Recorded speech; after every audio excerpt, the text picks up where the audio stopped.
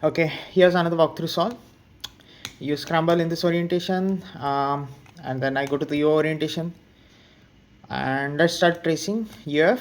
So here to here to here to here to here. This is kjue for me. You might have a different lettering scheme, so that's why I won't go too much into the depth into the memo. So I'll just trace out the stickers. So here to here, which is LB to LF to DB to LF, and then from here to here to here. So like here to here to here, and then buffer is solved. So I have a chance to float, but I won't. I will cycle break. So I'll cycle break to this 2e prime. You can see that these two edges are not a swap, but it's a swap plus a twist. So so it's vdpn, the next quad for me for memo.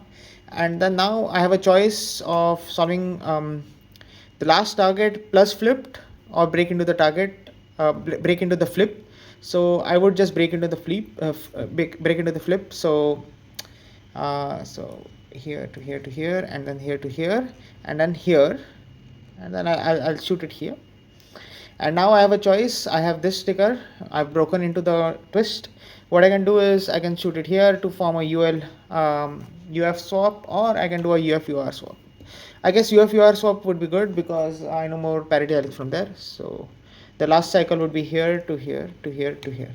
Okay, so yeah, that's edge memo. You have parity. Then I should have done the corner memo first, but yeah, I should have done the corner memo first, but I do edge memo first in multiblind. So ECEC in a multiblind, and also ECCE in 3blind. I also have tried CEEC in 3blind, but I'm a little bit slower in that.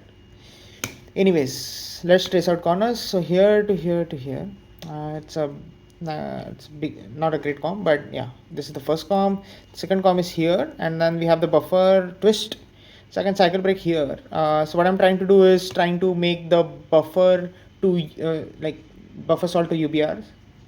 So I'm trying to break it into here, and while I break it into here, I notice that the next target is this. So this goes to here, and then I see that this is the sticker where the buffer is solved, which is the UBR, but this is not, this is UBR with a twist. So what I would do is, so I would try and cycle break this. So the cycle is B to B.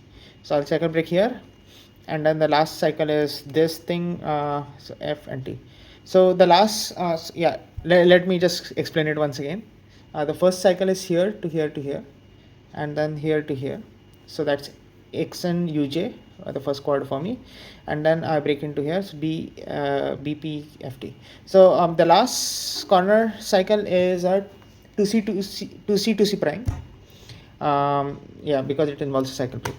So yeah, let's get into the exec. Yeah, so first corner, first edge cycle is this, which I would do like this in most of the solves, and also in an actual solve. But here is where I would try an alg which goes like u2 l prime u2 s u s prime m u l u2 s prime. So this is a UFI alg. It's kind of nice. So yeah, this is the first alg, and as I said, this to this, it's a 3 cycle, and this to this is another 8 mover. But what I can do is I can do an r prime fr, and then do this 4 mover e r e prime, and then this cancel this. So that is the second UFI alg, and then we have this to this. So what I can do is cycle break into the twist, and now this to this. So it's, so I'm done with the edges. Let's move on to the corners. So this to this to this, that's the first alg. This to this to this, and 2c prime. There's no setup to a ZBLL, so I'll just do 2 comms, and the first comm and then second comm, and then we have the JPERM to finish off. This solve was hard to follow. I used 2 UFI algs.